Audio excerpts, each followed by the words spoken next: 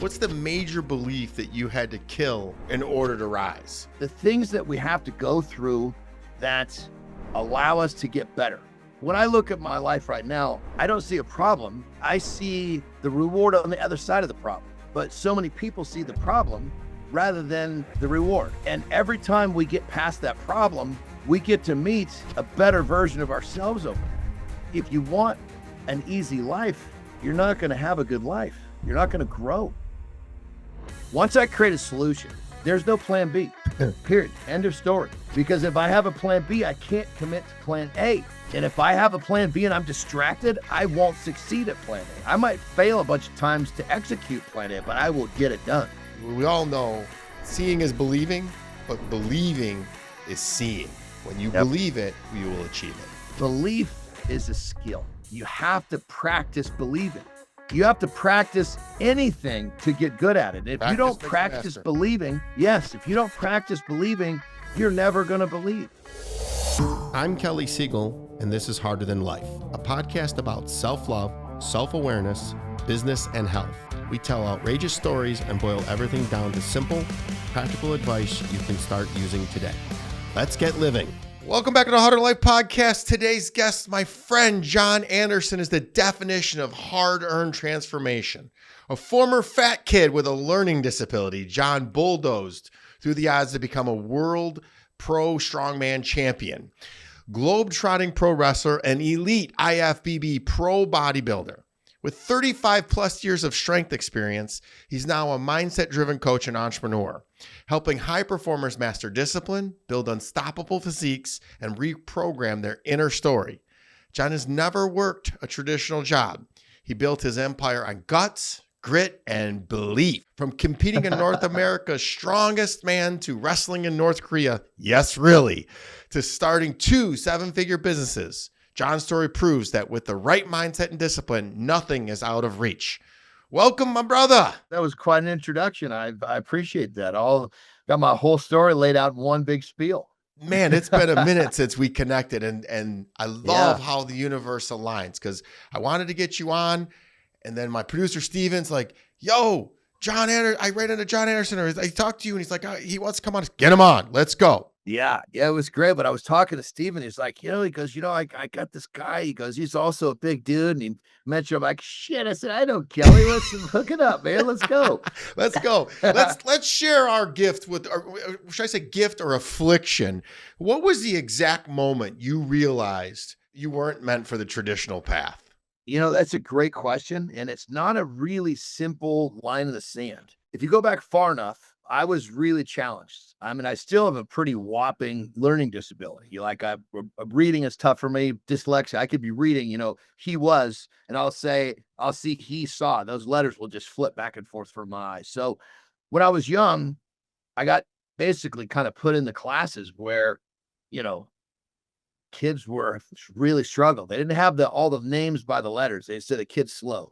And in that class, there were kids that were not going to live a normal life, so I was like, holy shit, I got to get out of here. Basically, this is where it all kind of started, because to get out of that class, and I was in there for years, I had to develop a work ethic that was far greater than everybody else's, but I still had a hard time keeping up with the way they were teaching. So I had to develop this problem-solving skill set. It was my way of getting to the finish line. Well, you take those two things away from me, brother, I'm working at 7-Eleven somewhere. And so as I started to realize I'm growing up as a teen and as an early adult in college, I realized I do things my way because of the way I see things, and I simplify them and I create solutions. I solve these problems different than everybody else. And that's when I realized I don't want to live like everybody else. I don't want to get in that car and drive to work.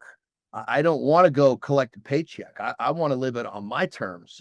To answer your question, as soon as I registered that my challenge had given me these two gifts, I realized that I didn't have to follow the rules of society.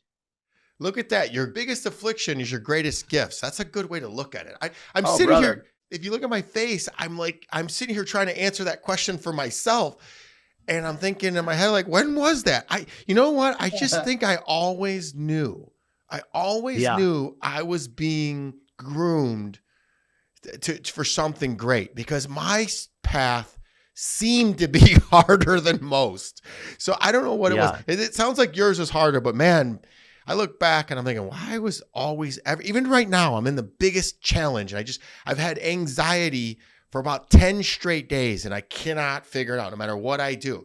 And I just giggle because I'm just used to it. That's why it's called Harder Than Life. It ain't called Softer Than Life. It's called Harder Than Life because we do hard things. So, by the way, I want to connect you with another dear friend of mine he's got a nonprofit called D is for Dyslexia. Great kid. We're doing I'm doing a speaking engagement for him in November. Good kid. Just absolutely works hard. 22 years old, stud, and had to overcome dyslexia. I mean, I don't. Dude, I'd be happy to participate in that if he wants another speaker. Man, I love that stuff. You know, helping people understand that thing that you think is what held you back is actually your biggest blessing. If people could get a hold of this early on in life, they would have different lives. That's what I wanted to go down. So keep going on there. What's the major belief that you had to kill in order to rise? Well, I think when it came down to it was I was told, because remember, I'm in the slow classes. You can't do that. You can't do this. It's everything. You're not supposed to say that anymore, right? Well, slow is actually, if you want me to be totally honest, it was called the resource room, but I'm not using the word myself. The rest of the student body called it the retard room. And that was part of the thing. Because I was in that room, I got picked on, which then I ran to Food for Comfort. So now I'm a fat little bastard on top of having no self-esteem. It was just this big, but that was the blessing. I thank God for every bit of it. I thank God for every dude that's put me in a garbage can upside down, because that's the stuff that made me me. But anyway, what I'm getting at is that, to answer your question, is the things that we have to go through that allow us to get better. Everything in front of us, like when I look at my life right now, I don't see a problem. I see the reward on the other side of the problem. But so many people see the problem rather than the reward. And every time we get past that problem, we get to meet a better version of ourselves over there. And so you just have to realize that if you want an easy life, you're not going to have a good life. You're not going to grow. And if we're not growing, if I'm not growing, I'm not happy, brother. If I don't have some sort of a challenge, if I don't have something to chew on, if I don't have I hate to call it a little turmoil, but you could almost call it that. I need a little struggle. I need something to work through. This is what makes me tick. I get up at 2:59 every morning, not because I have to, because I want to. I woke up today at it was like 2:26. I'm like, Jesus Christ, dude, you got 15 minutes. I'm awake. Let's go. Yeah, I was reading the show notes this morning, final prep for this, and I was giggling because I was thinking about when I met you versus now, and how it's just extremely fitting that we're doing this now. I'm in a better place. I just am ready to chit chat about this and share it with the world. And we are literally separated births. I thought I needed to hear this today as much as I'm sharing it with my audience. I thought I was the only crazy sick one. Brother, that hits me right in the heart, because, when we love to, in a good way, because we love to inspire people, and to have you tell me that this conversation is helping you. I mean, fuck, man, that doesn't get any better. Excuse my language. Well, the reason why I say that, Jon, is because I wake up at 3:59. I'm not even kidding you. My clock is set for 3:50. I say 4 o'clock, but it's 3:59 is my thing. I'm at the gym by 5 every morning. 1 minute. We want to be 1 minute earlier than the 4 o'clockers or the 3 o'clockers. We got the same mindset, brother. And I focus on that goal like I'm a maniac. And that's what, every thought leader tells you not to do, is just focus on today. But I have to have my mind on the horizon, my vision on the horizon, so I know where I'm going, so I don't veer all around. Mind on that, but focus on what's right in front of me. I still am watching the horizon, but I'm focused right here on what I got to do next every single day. And I'm doing this crazy thing. You want to talk about creating chaos? I'm doing this crazy thing where I'm doing 500 workouts this year. And it sounds simple and easy for you and I, because it's, we work out 350 to 360 times anyways.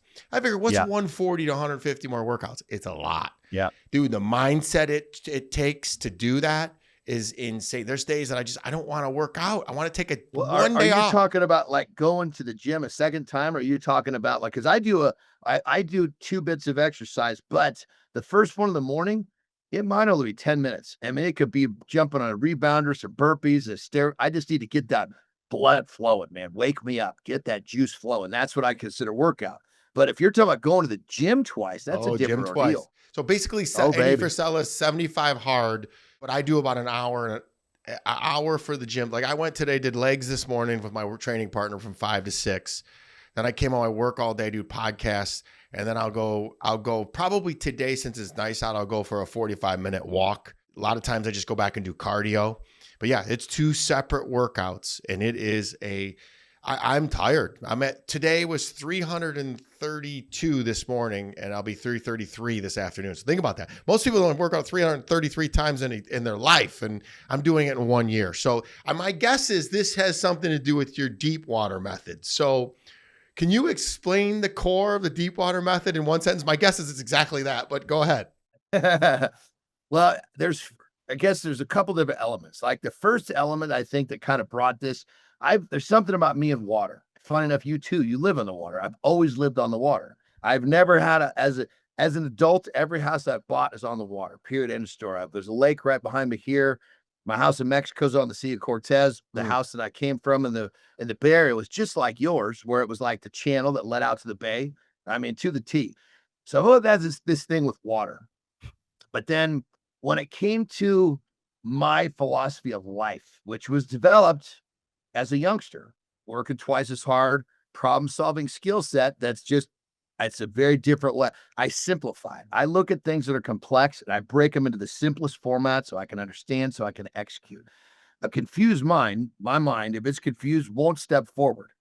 But if it's simple and I understand it, I am just like a machine, just chopping away going forward. So the deep water method was named by actually one of my coaches. But the philosophy is you commit to, and this is the way I live my life. This is the way I kind of found a way to succeed with the work ethic and the problem solving. Once I create a solution, there's no plan B, period. End of story. Because if I have a plan B, I can't commit to plan A. And if I have a plan B and I'm distracted, I won't succeed at plan A. I might fail a bunch of times to execute plan A, but I will get it done. I was told I couldn't so much as a youngster. I don't care about failing. I don't care about what people say. I don't care about all that shit. What I care about is let me look at the problem. I'll create the solution, nice and simple, and I attack till the job's done. And I don't figure out what will happen if it doesn't work. That's not an option. That's the philosophy. So now, how did it get named? I'm in my pro strongman career, and they had really brought some different disciplines in. Like we were doing a lot of cleaning and pressing overhead, which was fairly new. Every competition, I was like, holy shit, I got to get a coach for this. So one of my buddies, he was actually an Olympic lifter, lived at the Colorado Training Center, like that good. He was like Olympic hopeful. And I said, look, dude, I need you to train me every Thursday on some of this Olympic lifting discipline so I can be more competitive when I go out to Europe and do this shit. He said, not a problem. Well, so we're training, those guys are doing like singles and doubles. They don't do lots of reps. In strongman, how many times could you do something for 90 seconds? And so when I told him, I said, look, I don't need you to coach me when I'm fresh. I need you to coach me when I'm sucking wind. When my technique is breaking down, that's when I need you. And so we'd put like 315 on a bar and I'd start doing clean and presses, and somewhere about 6 or 7 reps, you can see I'm breathing hard. I'm starting to struggle. And I hear him yelling at me, you're in deep water now. This is where we work. This is where I'm going to start to coach you. Cause that's where I needed him, is when I was starting to struggle. So the name Deep Water was actually deemed by him because it was the idea that I was going to take that set all the way until I crashed, period. I wasn't going to finish one rep, but it was developed as a youngster. It's the idea that you create that plan, you create the solution, there's no plan B, and you go. There's nothing else. It's burn to boats, baby. Burn to boats, baby. It's literally being harder than life. I say that all the time. It's don't negotiate with yourself. And when it gets hard is when we get started. This morning we were doing leg presses on a Smith machine, upside down, drop sets. So it was like my guy who coaches, who is my workout partner, he's trained Phil Heath, a lot of Mr. Olympias. He's been training me, and it's like, there's no joke, man. We go, people, oh, you take steroids, oh, you don't. No, no, no, no, no. I train every day, and I train with massive intention. I lift heavy weights incredibly hard. Most people would puke if they tried to go through mine, and that's only just to survive, because I still think I'm that little kid growing up that my parents used to beat. So this isn't something I've chosen. It's the only way I know how to survive, and then it's a great opener. So having said that, I know that we're very similar in that way, but how do most men fail at transforming their lives, and how does your coaching fix that, or how do you recommend they fix that? Well, I mean, I think one of the biggest issues that the average man has is he fears failure, but even worse, he's more afraid of what people are going to say because he failed than the failure itself. And so really when it comes down to it, if I was to take my coaching and like simplify it, I'm getting people out of their own way, because they're the ones they're their biggest hurdles. It's like Jesus, dude. You know, if you would just do what you need to do and stop worrying about all these distractions, we would be fine. It's social media is that way, man. Just looking at it this weekend, I was so exhausted from my week that I stayed in. And I do a lot, but Friday night, Saturday night, Netflix and chill, literally, with my girlfriend. And she's like, I want to go out on Saturday. I go, can we just stay in? I'm exhausted. And then Sunday, we even doubled down. I just laid in the pool on my thing, and I did nothing, literally nothing, because I was so drained. And I look at everybody having a time of their life on boats, out partying. And meanwhile, I go to my IT cybersecurity company on Monday, and it's one of the toughest days that I got to deal with employee turmoil. And it's like, I look back and I wonder how in the heck I used to freaking party on the weekends and then come back in. I'm meant for so much more. And that was me getting in my own way. And then now I know to just get out of the way. And a lot of times it's just being still, being silent, and just letting go. How do you find yourself letting go and letting God and surrendering and all those great things that are so hard for us type A personalities to do? Keep in mind, what I teach to my clients, this is the shit that I practice myself. And I tell them that, look, I'm not teaching you something I don't do. This is what I do. I live my life this way. That doesn't work. Yeah. So, but I mean, literally, there's a mental exercise that I do every day. It's non-negotiable. I have my clients do it. And this is like the foundation of getting out of our own way. The way our brains were designed. Our brains were designed to keep us alive when surviving was a difficult task. So our brains are going to scan our surroundings and pick out all the problems. Well, Jesus Christ, these problems, most of them don't even exist. One of the first drills I have my clients do, take a piece of paper, split it down the middle, left, write down all the things that have stressed you out in the last 6 months. On the right, write down the things that turn to reality. And they're like, oh my God, only like 20% of them has come to reality. Exactly. You're suffering over things that you shouldn't suffer over, or even better, you're distracted over these things. So I basically am the core is I'm reprogramming, that the mind. Rather than waking up and going into all of the stress and the anxiety of what the world has to offer us, it's getting up and going immediately into gratitude and being thankful for what we have. And because we can look at everything from two sides. Kind of a funny example. Somebody kicks me in the nuts. I'm on my hands and knees, breathing hard. I'm thinking, whoever did that, thank you, because clearly I'm down here on my hands and knees. And I'm supposed to see something. There's an opportunity here that I wouldn't have seen if I was standing up. Everything is good. And when you develop this mindset that everything is good, and your brain stops basically torturing you with cortisol over shit that never even comes to reality, you become a very different person. Now, you don't see problems, you see opportunities. A lot of people get confused by these two terms, abundant and scarcity mindset. What does that mean? Most people, they'll agree, but they don't really understand what it means. I don't think they've ever really experienced an abundant mindset, so that they really don't understand. But here's one that everybody can understand that's very similar: winning and losing. When you're in a scarcity mindset, it's like a losing mindset. Think when you're a kid, you got your ass beat in some sort of a sport, your confidence is shaken, you don't know if you can do it, you don't want to put the work in. versus you win, you're like, God, I can't wait to do that again. The decisions you make in a winning or an abundant mindset will change your life. And if you can exist in that mindset, your decisions will take your life at a place that would never go if you're making decisions in that scarcity or losing mindset. And that's the foundation to what I do. Now, of course, there's training, there's nutrition, there's all these things are going to support that. But the nutrition is just the driver. That's going to get you the energy. That's going to get you the clarity. That's going to get you the good sleep. That's like the motor behind the true supercomputer.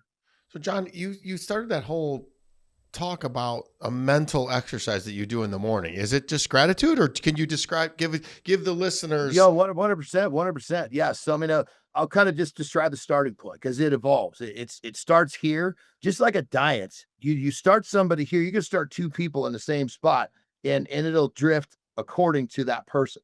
Well, this exercise the same way. The starting point is going to be the same for everybody. And as I see it move, then I know what I need to be paying attention to. But ultimately, I call it P3.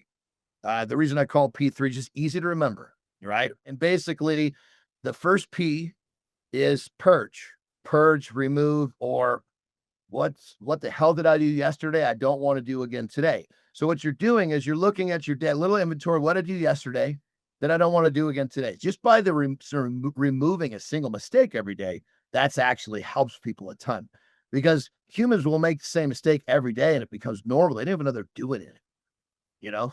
And so that's then the second P. This one actually has two parts. That's A and B. Basically, this is purpose, behavior, intention. How do you intend to behave today so that you can have a good day? Because we want to win our daily battle. If we win our daily battle, we'll win the war of life. You just got to find a way to win your daily battle. So the P2A is going to be supporting P1. It's going to be something that's going to help you remove that, whatever you don't want to do yesterday. Then P2 is going to be more of a behavior. You know, I intend to be this way. I'm going to behave this way, and attach it to something exact, like a great starting place for people. And I'm sure you have this every once in a while. You go in the gym, but you're really not ready Today, and your workout gets screwed up. So today, and you do this first thing in the morning. Today, I sit in my car until I'm mentally ready, then I go in. So we pre-planned, we predetermined this stuff. And when you do this, your supercomputer already knows it's coming. It will do it. Then the third one, that's the gratitude portion. That's the third P. You're basically writing 3 things you're grateful for. And when that's a really important part, because we go deep into that to the point where, because that becomes a tool. Like I can close my eyes right now and I can go into some different states of gratitude and I can feel the positive chemistry that my brain is releasing into my bloodstream. So this is a tool. The brain can't feel anxiety and gratitude at the same time.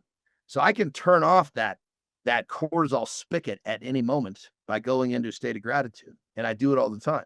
Something gets my goat. I'm like, oh, I'm stressing out. All I'll usually do is turn around. I just want to change what I'm looking at. Close my eyes and I can think about my daughters. Oh, there you go. I feel it right there. All I got to do is say my daughters and I can feel my brain releasing some good shit into me. Changes my state. I don't want to live in that state that is predicted by cortisol. Cortisol, for everyone, this is the stress hormone that makes us sick, gives us heart attacks. And remember the stress. He said it again. This is why I needed to hear this again, because I'm in a state of, so I live in a state of, I run on caffeine, protein, and really anger. And I don't understand the anger, but it was a survival mechanism as a child. Yeah. And my body's trying to purge it, to use your Yep. It's trying to purge it, but I've been holding on to it for 49 years. So for 10 days, my body's trying to let it go. And I'm holding on to it. You ran off of anger. I ran off of fear. So we ran off of 2 really, really negative emotions for a long time. But understand this. Fear, how I dealt with my fear was anger. I would get tough and say, I'm not afraid, even though I was scared to death.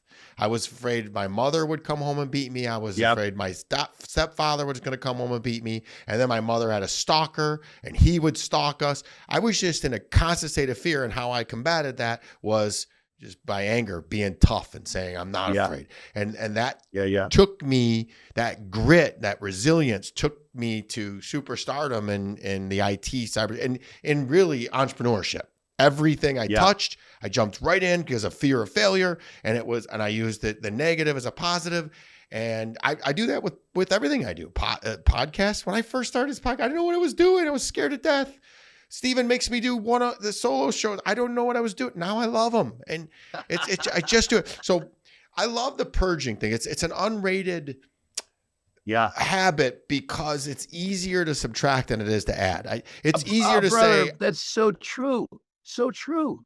It's easier to say, I'm going to prioritize rest and sleep over doing 500 workouts. I can assure you that. It's funny how we all have the same thing though.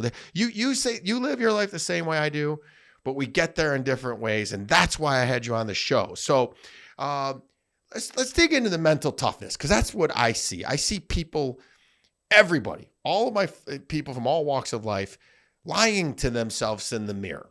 How can the average Joe get mentally tough? I'm having a brain fart, but there's a part of the brain that actually develops when we do hard things. And I know this is your, there we go.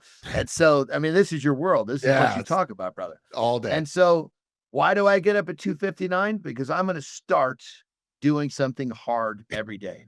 And when you exercise doing hard things, they're not hard anymore. No. And when you think about people saying, oh, they want to develop mental toughness, they want to do this, they want to do that. It's so simple. Start doing difficult stuff. And the more you do it, the easier it becomes. And like now, I was at a seminar. I was asked the question on one stage, what is your superpower? I didn't have to think. It just came out of me like I was vomiting. I will do the shit that other people won't do. Period. And when you're willing to do the things that no one else will do, you separate yourself. Now, granted, that puts us in a school similar together because we operate the same. Now, standing across from you, that would turn into a little bit of an argument because we both feel the same way. But us against the average man, that they won't do what we do. No. I will tell you this much, and this isn't going to be popular with my listeners, but I believe we're the average man and everybody else is not putting in the intentional effort. That's why I have this podcast. I'm out here to inspire. I'm not here knocking anybody down. I'm like, guys, here's two average men that just put in the work for years, 35 years in your case, 30 years in my case. This did not happen by accident, and it was built off of something very negative. And a lot of people who listen to me grew up a lot better lives than you and I did, so they can do it too. And I believe in you, and it just need that one little spurt. And I've give the blueprints every Thursday show. I'm teaching people the blueprint of what I do every single day. And I'll bet you it's exactly what my friend Jon here does. So it's just be impeccable with your word and just do what you say you're going to do. That's the easiest way to get mentally tough, and do hard things over and over, because we fall to our standards. We don't rise to our goals. My standards are so high that even if I have an off day, it's better than most people's best day. I did not I tried a new pre-workout this morning. I slept like garbage and I went to the gym. But I gave it everything I had, and it was average, but I guarantee it was tougher than most people's workout. You showed up, baby. I'm going back again later, right after this. So let's talk. Let's have a little fun, because I didn't know this about you, that you wrestled in Japan. So what's harder, strongman training or pro wrestling in Japan? Strongman training. So think like this: wrestling is entertainment. It's a dance. Now, granted, I got plenty hurt wrestling. There's what you see is real in the regards that this is like a really physical play. Is it predetermined? Yes, we know what's going to happen. But I mean, when I popped my bicep loose, 2 minutes into a 15-minute match, and I had to wrestle with my biceps sitting up in my shoulder, that was very real, And so what I'm getting at is they're hard in a different way. The strongman training, I mean, it just wears you out. I mean, your muscles, your central nervous system. There would be I would train on Sundays and I would do mock contests, meaning I would basically doing a contest, even though it was just with my training partners, because you had to be ready. You couldn't, it's not just doing an event or two. You're doing 6 events in a day. And if you're not conditioned to get back up mentally for that, you can't just show up to competition and do it.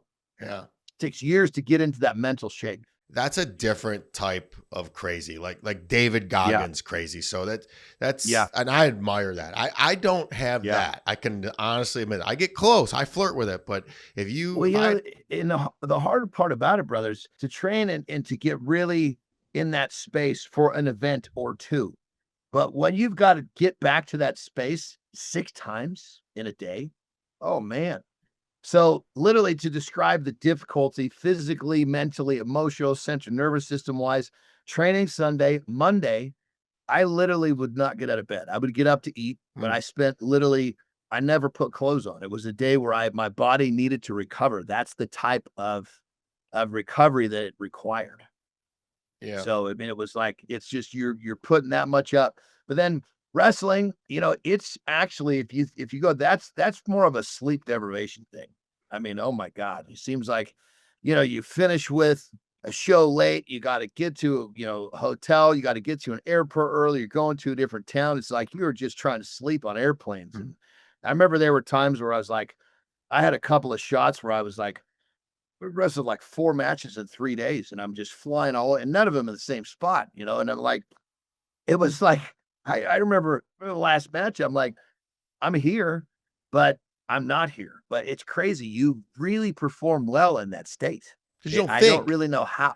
You don't think. It's just instincts. It's muscle memory and instincts. And you don't have time to mess it up, which is amazing. So wait, so I didn't know this about you. That's why when I was doing show prep, what's the strangest place you ever wrestled? Obviously, North Korea is the craziest place. Whoa. You know? Yeah, North Korea. It wasn't. That's most people. Check this out. When I told my mom, right? Oh.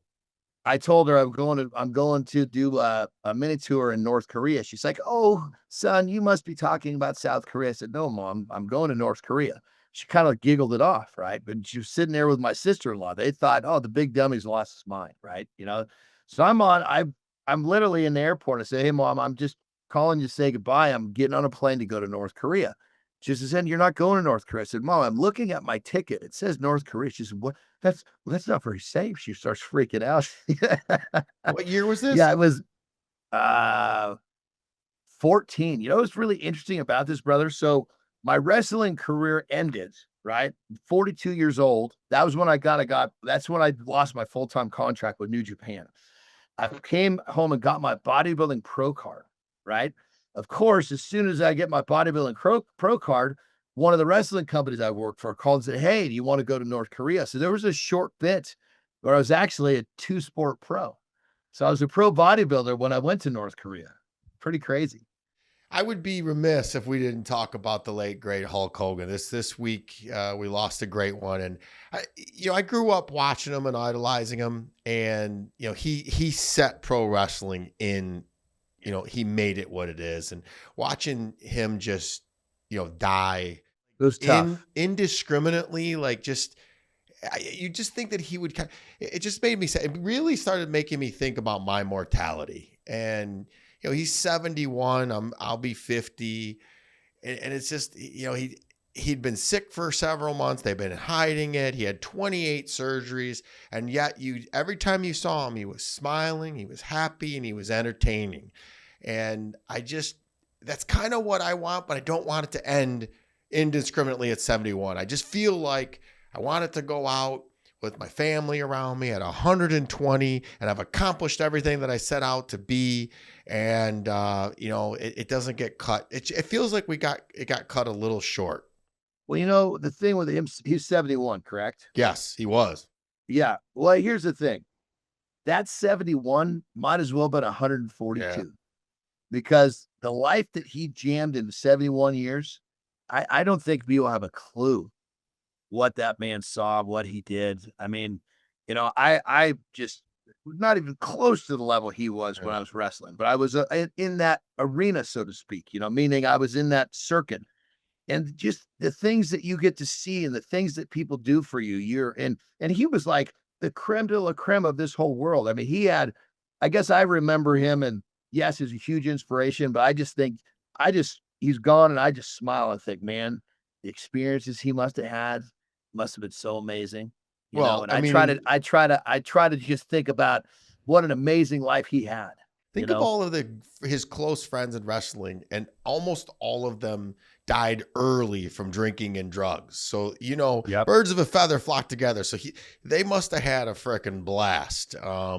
And you see Ric Flair, he's still having a blast at 78 or 77, whatever he is. He just don't plan on stopping. So, the moral of the story is it's not as glamorous as it seems. These guys have beat their bodies. Hogan's body was in bad shape.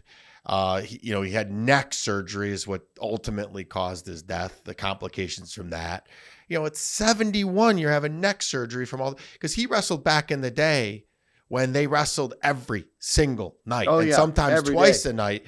And now Yep. they realize the body can't do that. Can't So, deal with that. yeah, so it's too much. let's talk about some nutritional stuff, because everybody here, two muscle guys that keep in great mind and body, physical shape. I always say be mentally tough and physical mastery. So what is your nutrition philosophy for men who want to drop weight but keep energy? So drop fat Yeah, and keep absolutely, it brother. and not GLP. 100%. So check this out. I start off by saying there was a time on this planet where we all knew for a fact the world was flat. It was a fact, right? Well, there was also a time on this planet when we knew for a fact that you had to starve yourself to lose weight. That's not true anymore either. It's just so many people are having a hard time letting go of the world is flat. Basically, there's two sides of the fence. You can go into a calorie deficit, right? You can starve yourself. You can be, malnourished, look like hell, feel like hell, drop the weight you want to drop, look in the mirror and go, damn it, I just look just like a smaller, pathetic version of what I started with, right? Or you go to the other side, which is what I teach. We feed the metabolism. I teach my clients how to eat in a way that speeds up their metabolism, that literally burns the fat right off them. Now, how do we know? It's called a recomp. They're actually going to get stronger in the process because most of them, I've got to eating more than they've ever eaten before. Yeah. And so if they want to do weightlifting in their process, they're going to end up getting stronger. So they're going to gain some muscle, drop some body fat. But really what we're talking about here is letting go of the idea that being hungry is the way to do this. Never be hungry is the way to do this. I mean, there's two rules that I'm going to come out with right out of the gate if someone wants to lose weight. Rule number one, you can never be hungry. Rule number two, you can never be full. And that's the thing with Americans. This is kind of interesting. I don't have this issue with my European clients, but Americans eat until they're full. They have a stretch in their stomach, right? As soon as that feeling of stretch goes away, they think they're hungry. They're not hungry. They're just not full. They operate in basically full or not full, rather than going down the line a little bit to being, okay, the stomach has enough or almost hungry. So it's like, we got to pull that scale back. They'll, like, I have a client say, I just ate the meal that you prescribed for me and I'm hungry. And I'm like, I'm a much larger creature than you. And I could eat that meal and I wouldn't be hungry. I wouldn't be full, but I wouldn't be hungry. And they're like, oh, because they're so used to, yes. And then I have to tell them, look, listen, you got to, when your brain tells you I'm hungry, you got to say to it, no, I'm not hungry. I'm just not full. But it's all mental reprogramming, brother. So you have two Neanderthals. Again, I'm looking into a mirror. So I do all this stuff too, but I just don't do the never hungry, never full. What I do is I just make sure I get 5 to 6 small meals a day. Yep. And I'm going to tell you one more thing that I've gotten rid of that was ingrained in my mind for years is that carbs are bad. I literally because I run so hot that I have to burn something, and I want it to burn carbs, not muscle. Because that's what happens when you're saying, let me break it down for the neophytes here, is you don't want to be hungry because you're going to start burning your muscle. And that's what's wrong with these Ozempics and GLPs, is you start burning muscle to lose weight. And that is a problem, people. So to flip around what Jon is telling you, is eat more, work out harder and intense, and you will metabolize that into muscle and you will also burn fat. Well, Am I check wrong? this out, brother. 100%. But I just want to take it a little step further. For that person that doesn't like to work out, like I have people that will come to me and I'm the last ditch effort before they go get a gastric bypass. Oh, Right. So we're which, talking by the about, way, doesn't work either. It works short no, term. The studies have shown no. you gain your weight back within 5 years. All you do is inherit a much bigger problem is what you Yep. inherit, you know. With a much But smaller anyway, stomach. yes. So the guy might be 400 pounds, has no interest in working out. And I don't want to ask him to do anything he doesn't want to do because it's not sustainable. So I just basically have him focus on eating. He doesn't walk, he doesn't do anything. I can peel 100 pounds off someone without doing any sort of training, just eating in a Wow. certain fashion. Yeah. Because here's the thing, if you take the diet is the biggest way we know to stimulate the metabolism. People say, okay, I want to work out, I want to do cardio, lifting weights. Let's say on a scale of 1 to 10, we can award total 10 total points in terms of stimulating the metabolism. Cardio, maybe a 1. Weight training, a solid 2, maybe a little more, depending on how hard you train. The diet consumes the rest. So why would someone spend all that time investing themselves, say, in cardio, which at best is going to give you a 10% return, when you could focus on, say, that 75-ish% and make tons of progress? That's what I teach people. Listen, that's part of the way I do things. When I problem solve, what's that one thing I can attack that's going to give me massive progress? Because that massive progress is going to turn into massive momentum. And I'm like shark. It's like blood in the water for a shark. So I guess what I want the viewers to understand is that when you learn how to feed the metabolism properly, you'll get healthier, you'll peel body fat off, you'll have more energy, you'll have more optimism. Another thing too that people tend not realize is about 75% of our serotonin is released from the gut. And if you're not eating properly, you're not getting the lion's share of your serotonin. And serotonin is that thing that helps us cope with life, feeling of wellness, rids anxiety, helps us sleep. The list goes on. So diet is the biggest piece of the equation, period, end of story. I get the question I get asked all the time is, I have this little love handle that I want to get. I want my abs to pop like Gore's. They have that little layer of skin or fat. So they're not out of shape, but they just want to define it. Would you say it's more exercise or would you go back down the diet? What are you eating? When I tell you, I get a message a day on this on my Instagram. Guaranteed diet. Yeah, I don't care. I don't care about what you're doing with training. I want to know what do they eat? What do they need? What do they need? More greens in it? What do they need? Well, it really depends. And that's the thing the next thing that I wanted to cover was that people need to realize that we're creatures. Every creature is different. Every creature is going to respond different. And so if your neighbor does something and it works, you're probably not going to get the same result as him. So when it comes to someone asked me that question, I'm going to ask, okay, tell me what you're eating. And I'm going to look for the big mistakes, right?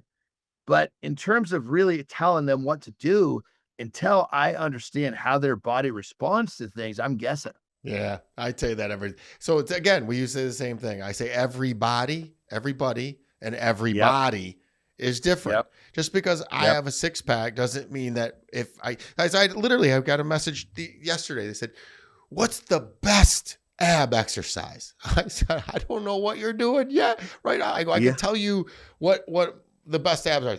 The one that you hate doing that hurts the most, but you could do it 1,000 times and still not get a 6-pack. Yeah. Because I need to know the rest of what's going on. Yeah. 100%. Yeah. And everybody has abs. They're just hidden under a layer of fat. What I told you, what I've been doing is just eating more and having eating more carbs to fuel so I can work out harder and go longer. Like I order from a meal prep company because I am so busy during my day. There's times I miss meals. Yep. I cannot miss meals. Like you said, I cannot be hungry. If I'm hungry, I am not firing on all cylinders. That is like a cheat code. Yeah, 100%. I was just going to say, to demonstrate what you're talking about, brother, you're saying how your formula is you got to have these carbohydrates. Carbohydrates are not bad. I'm not disagreeing with you. There are some people, they just respond better off of essential fats for fuel. That's how different it can be. You know your formula. You have your proteins, you're going to have your carbs, you got to have something to Oh, burn. I have clients that literally, when we put the carbohydrate in, they get lethargic, they don't feel well. We oh. take the carbohydrate out, replace it with essential fats like avocado, almonds. They feel sharp and their body starts dropping fat like a mother. That's how different every body can be. Keep in mind, John, when I say that, it's with all due respect, meaning I probably am quadrupling the aminos and the protein. Like, I know for a fact I do between 220 and 240 grams of protein a day. So Yeah, and, yeah. and then carbs is probably only about maybe 100. It's small amount. Maybe Yeah, 100. totally. Maybe. Totally. And Totally. Well, and by so all means, so you when we're wouldn't talking look like you do yeah, unless when you we're had talking that. more carbs, it was from none to Yeah. you know, or maybe 50 to 100. I just noticed that if I just added a little bit more, I had a little more energy to go a little longer. And that's you know, Yep. that's what I do in life. Guys, here's the best Yep. thing in the world. This is in business and health and relationships. Try something, measure it, and tinker. And that's Yep. it. I started taking vitamins just today I switched my vitamins from the morning to noon now, to give myself an extra Yep. little spoon. I'm always tinkering. Like you said, I've always got a puzzle to solve, or else I feel like Yep. I'm dying. So we're separated at birth. But let's talk about something that we both know, and it's, besides working out and winning, what's the biggest misconception about getting strong over the age of 40? Well, I think first off, people think that they can't because they're listening to people who are not putting in the work and doing it right. So if you want to get strong over 40, there's a pretty simple, when I say simple, the formula, it's going to be specific to the person, but you're going to have to consume food. You're going to have to consume food in a certain way. You're going to have to consume the right types of foods. You're going to have to consume foods at certain times. You're going to have to hydrate but there's a formula for a man over 40 to get stronger. No, I help my clients do it all the time. The thing about it, as we get older, our formulas change. Is it as easy to get as strong at, say, 45 as 25? No. You could get away with doing so many things wrong at 25 and still get stronger. 45, that wiggle room reduces. And so that's part of what I teach, is that because people they want to make a lifelong change. And if I figure out their formula right now, we get them in shape, what are they going to do in 5-10 years? So part of my system is I teach them to understand and how to adjust with their body as it ages. And then at this point, you don't have the getting in shape, getting out of shape. You just have this constantly getting better. And when you do that over 40, look at myself, I'm 53. I mean, I don't have this. I just have this. My answer to that question would be the biggest misconception about getting strong is that A, it can't be done, and B, it needs to be done. It's harder because I talk to friends. They're most of my friends are in shape, and they're like, "Oh, getting old is a bitch." That's a mindset. So get rid of that. The number one thing I'd say is get rid of that stinking thinking. And it's like the Roger Bannister 4-minute mile. Nobody thought you could run under 4 minutes till he did it. Then everybody broke it. It's the same thing as now. Yep. You and I are showing that you can, and so are everybody. Goggins, Frisella. There's so many people that are in the best shape of their lives in 40s and then now into the 50s because we understand science, we tinker, we measure, we share with everybody. That's what we're doing. So the first thing I would say to you is that the misconception of having you're supposed to have a dad bod at 40 is what we need to get rid of. Set the bar, raise the bar, people. Let's go a little higher. Let's be harder than life, and let's expect to be in shape, because I'm going to tell you what, if you do it into your 40s and into your 50s and into your 60s, you're probably going to live into your hundreds. That's it. Totally agree with everything you're saying. Part of the misconception is that people that think it can't be done, they're listening to the people who believe that. Who aren't doing it. Exactly. Right. Exactly. You're right. Yeah. I don't like that negative thing. And if you tell me it can't be done, I'm going to do it. So impossible says I'm possible. Impossible only describes the degree of difficulty. And I would tell you right now, I'm in the best shape of my life I've ever been. And you know what? Here's one thing that we haven't talked about is I stretch and I roll and I use the Theragun, and I'm always doing things to elongate my body because we're bound very, very tight, and you will pull something. So the more I stretch, the more I do mindfulness exercises, meaning meditation. It releases tension, doesn't it? It releases tension, doesn't it? You feel that? Oh, It's like some of that tension leaves and it's almost puts you in a meditative state. I carry all my stress in my hips. So I make sure Really? I do, what are those things called? The good girls, bad girls, where you open your legs, you close them, and I find when I do those on leg days, I release a ton of stress. So we went all this way. We're coming up against it. I want to know what role faith and belief, because we just talked about it. Oh, brother. Play in your transformation system. Just rip with brother. that. I always say right out of the gate, belief is a skill. You have to practice believing. You have to practice anything to get good at it. If you don't practice believing, if you don't practice believing, you're never going to believe. And when it comes down to it, we're filled with this society of people who don't believe primarily in themselves. And because they don't believe themselves, they project that onto others. So we've got this massive movement of disbelief. People don't believe because they're not practicing. And so how do we work on practicing belief? Our brains are run off evidence.